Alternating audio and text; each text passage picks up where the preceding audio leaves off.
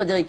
Claude Lévi-Strauss disait cette chose, il disait voilà, supposons que dans une certaine culture, on soit bruyant dans les fêtes ou je sais pas quoi, et supposons moi que j'ai besoin de silence pour travailler. Supposons donc que je m'éloigne, que j'aille habiter ailleurs ou que je décide d'aller habiter ailleurs parce que moi j'ai besoin de silence. Eh bien je ne voudrais pas que sous ce prétexte-là, on m'accuse de racisme. Alors qu'est-ce qui se passe aujourd'hui? Il y a en plus une espèce d'inquiétude identitaire que vous ne faites que stigmatiser, vous ne l'écoutez jamais. Ils ont tort, ils ont raison. Des gens ont peur, voilà, que leur pays change trop, non pas à cause de la couleur de la peau de ses habitants, ça je ne crois pas, mais parce qu'ils sont attachés à un certain type de mode de vie, à un certain type de rapports sociaux, à un certain type de codes sociaux. Ils ont raison, ils ont tort, je n'en sais rien. J'aimerais qu'on puisse discuter de ça. Mais je pense que la prise en compte de la complexité, de la nuance est importante. Si vous traitez de raciste toute personne qui pense des choses pareilles, si vous traitez de raciste toute personne, si vous voulez, qui dit qu'il peut y avoir des problèmes avec l'immigration, alors les gens vont finir par se dire que c'est pas très grave d'être raciste. Moi, je ne confonds pas raciste et assimilationniste, par exemple. Hein. Je pense que vous parlez de gens qui aimeraient que les étrangers qui viennent épousent, je ne sais pas, le mode de vie d'ici, la culture d'ici, un peu plus. Mais on peut discuter de ça. Et donc, qui souffrent de voir le monde changer autour d'eux, leur culture disparaître, peut-être. En tout cas, être menacée d'après eux de disparition. Moi, ça m'intéresse beaucoup, cette réflexion-là. Parce que si on l'amène jusqu'à son terme, ou bien si peut-être on commence par le commencement, on dira que les subsahariens d'aujourd'hui, par exemple, ont vu déferler sur eux un monde qu'ils ne connaissaient pas et qu'ils se débattent toujours avec. Hein? C'est ça, la colonisation. C'est la disparition du monde connu. Et on ne peut pas avoir fait ça à tant de cultures et se dire que jamais une addition ne vous sera présentée. C'est impossible. Ah ben oui. Vous pensez que c'est l'addition? Mais c'est l'histoire. C'est la conséquence. C'est l'histoire. C'est la conséquence de l'histoire. Ah bon, bah donc moi je croyais... C'est pas un calcul. Je pense que c'est le fait. Je pense que c'est un fait. Je pense que les gens ne comprennent pas le monde dans lequel ils doivent vivre dans certains espaces et qu'ils pensent que ce sera mieux ailleurs. Ils n'arrivent pas à savoir quoi en faire de ce monde qu'on leur a laissé et dont ils n'ont toujours pas les clés. Hein? Et donc voilà, ils essayent de survivre, les gens. Ils essayent de survivre, les gens. Je pense que c'est un peu dangereux de dire cette affaire de facture. Mais je pense que, peut-être que c'est exagéré, mais je le dis. Je le dis. Je suis une personne sensible, je ne suis pas une intellectuelle, je suis une artiste. Donc je pense que je peux m'exprimer de manière un peu émotive et qu'on m'excusera. On m'excusera pour ça. Mais je crois que sur le fond, je n'ai pas complètement tort. Hein, sur la disparition du monde connu, on peut en parler, hein, de la disparition du monde connu dans plein d'espaces.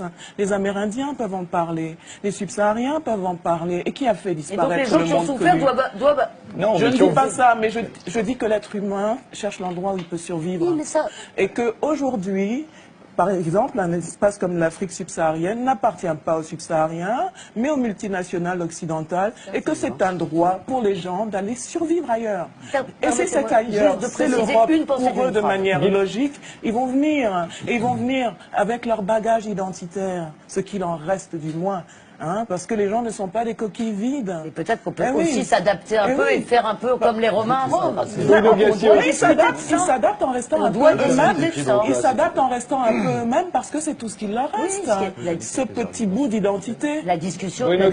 On peut en parler, mais quand on parle de cette disparition du monde connu, on ne dit jamais ça. On ne dit jamais que d'autres l'ont vécu avant.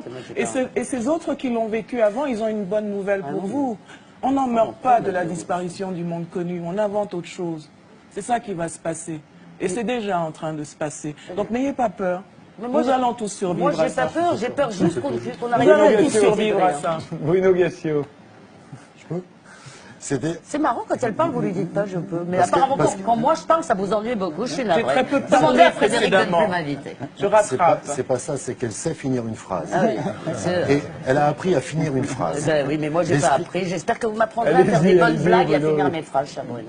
Donc je pense profondément que je vais mettre les pieds dans le plat un petit peu. La France est un pays profondément raciste. Et on en a, nous les Blancs, je veux faire, le côté raciste. 400 ans d'esclavage 350 ans de colonisation, ça s'efface pas comme ça. Et on a toujours le sentiment, nous, blancs, que l'on doit aider le noir à s'intégrer chez nous. On doit aider l'arabe à s'intégrer. On a une espèce de paternalisme qui traîne comme ça, toujours, toujours, toujours et toujours. Je vais vous raconter une histoire d'un ami à moi que je ne citerai pas parce qu'il ne m'a pas autorisé à le faire et qui ne sait même pas que je veux parler de lui, qui est chirurgien. C'est un très grand chirurgien. Il change le cœur et les poumons des gens. Il se trouve qu'il est algérien. Il a fait ses études en France et on le laisse faire son travail de chirurgien tant qu'il opère. Lorsqu'il demande à être entendu, à être professeur, à dire, par exemple, on pourrait faire fonctionner l'hôpital différemment, on lui fait comprendre qu'en tant qu'Algérien et en tant qu'homme accueilli chez nous, il faut qu'il la ferme. C'est un peu comme s'il travaillait dans un garage, on lui dit, tu sais réparer les bagnoles, mais tu dirigeras jamais le garage. Et la France en est encore là. Et je crois que vous avez tout à fait raison, la colonisation, ce qu'on a fait à l'Afrique, à un moment, ça nous revient dans le pif, parce que là-bas, il y a une telle misère. On a créé une telle misère, de tels déséquilibres, que les flux migratoires viennent chez nous, ils viennent vers nous. Et nous, on se dit encore, quand ils arrivent, oh ben, on va vous expliquer comment il faut faire, les gars. Si on leur foutait la paix, déjà, chez eux, on les laisserait faire avec leur culture. Et quand ils arrivent avec leur culture, c'est pas à eux de s'adapter à 100%.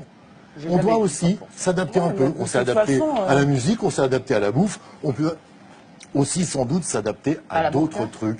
On peut s'adapter à d'autres trucs. Oui, mais